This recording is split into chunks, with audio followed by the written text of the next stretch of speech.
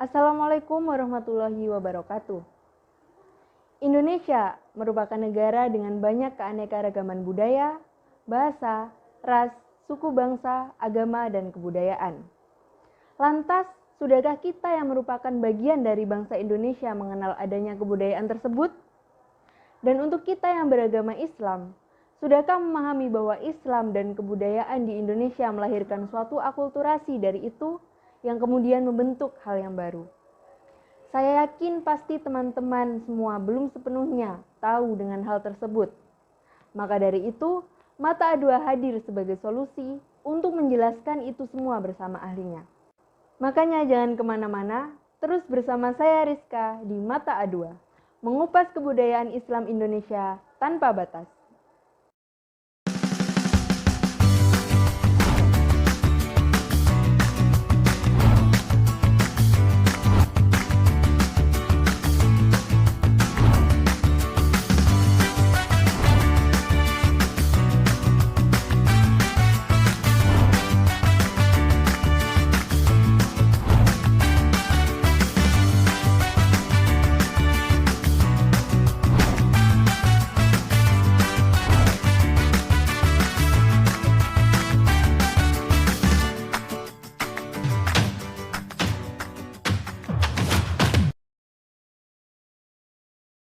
Baik, kali ini saya sudah ditemani oleh narasumber yang sepertinya sudah nggak sabar banget untuk membahas lebih dalam kebudayaan Islam di Bengkulu.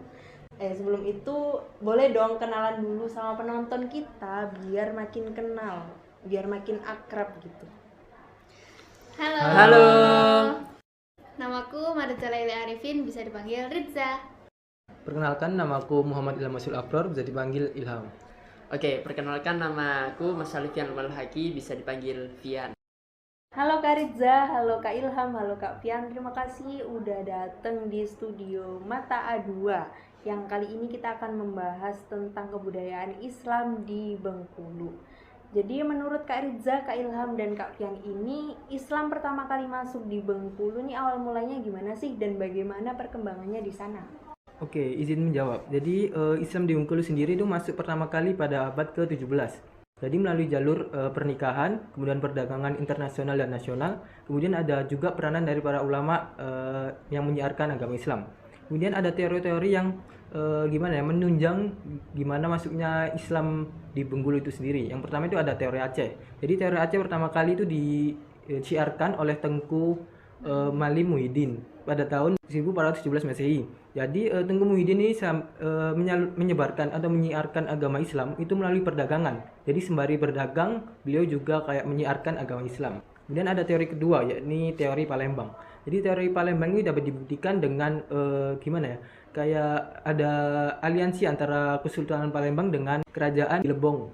Jadi hal ini dibuktikan dengan adanya prasasti kuno yang bertuliskan Jawa kuno. Kemudian ada teori ketiga. Teori ketiga itu teori dari Minangkabau.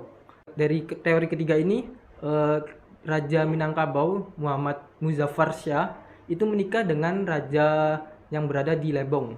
Jadi Islam di Bengkulu ini dapat diterima dengan baik oleh masyarakat Bengkulu karena dari segi sosiologis dan geografisnya sendiri itu dia mendukung geografi dari masyarakat Bengkulu itu sendiri.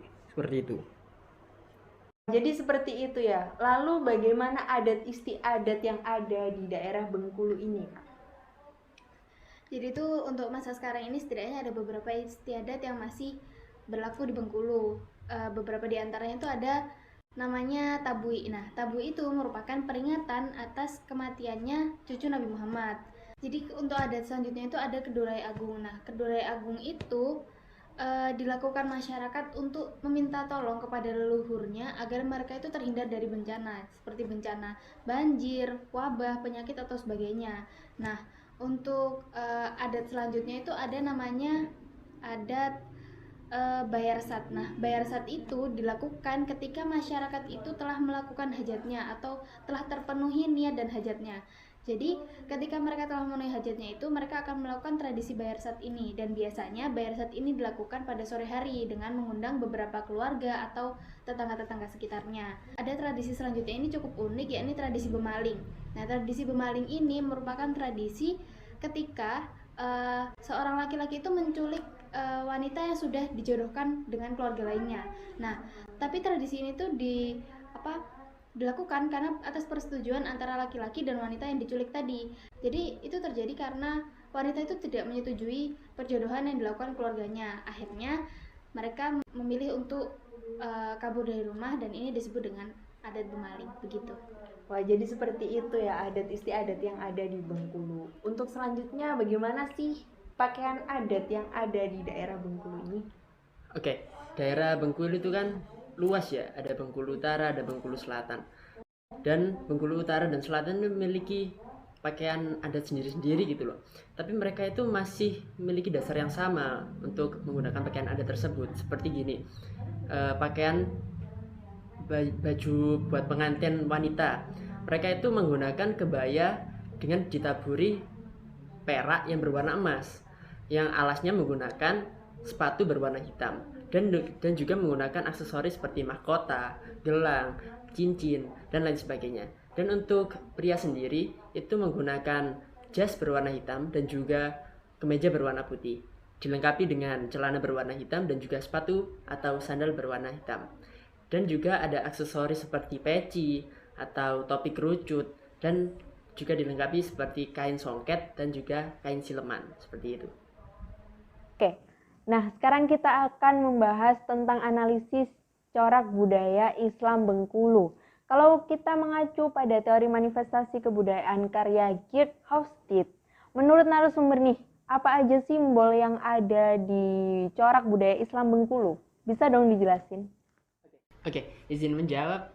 Ternyata di Bengkulu itu gak ada loh bahasa daerahnya, karena banyak pendatang dari luar seperti Sunda yang datang ke Bengkulu, Jawa datang ke Bengkulu, yang dimana mereka itu bukan hanya datang untuk berdagang atau apa, melainkan untuk menetap, sehingga adanya percampuran daerah atau percampuran bahasa yang digunakan untuk sehari-hari.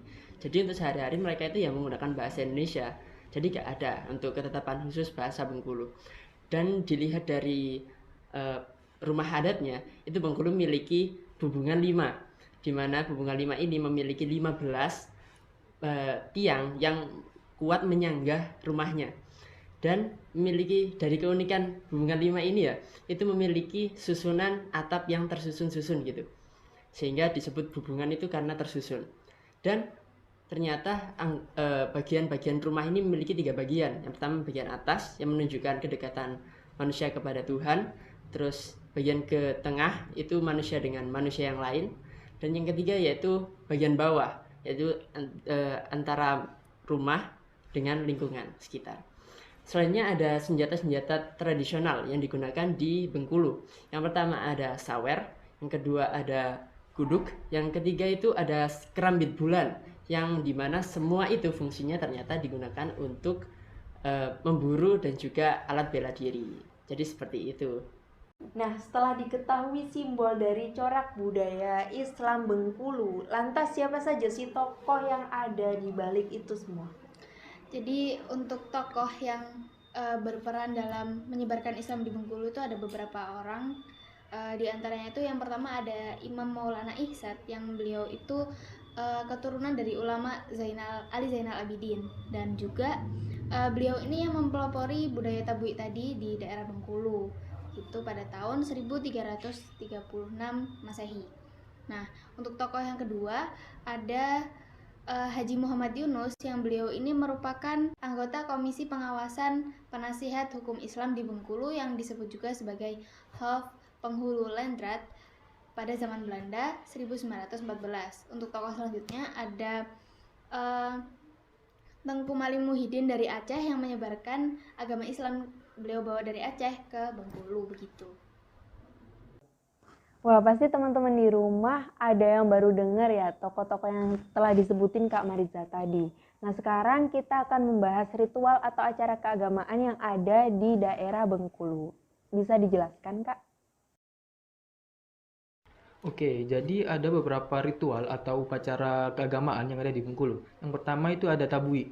Tadi sempat disinggung sama Kak Mariza. Jadi tabui itu upacara tahunan yang dilakukan oleh masyarakat Bengkulu mulai pada tanggal 1 Muharram sampai tanggal 10 Muharram. Untuk mengenang wafatnya cucu Nabi Muhammad SAW yang dimana wafat pada saat Perang Karbala.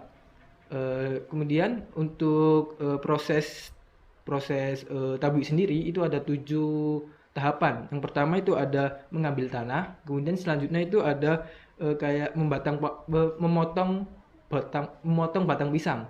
Kemudian selanjutnya itu ada mataam, kemudian ada mengarak jari-jari, selanjutnya ada mengarak sorban, yang selanjutnya ada tabuik naik pange, kemudian ada hoyak tabuik, dan yang terakhir membuang tabuik ke laut.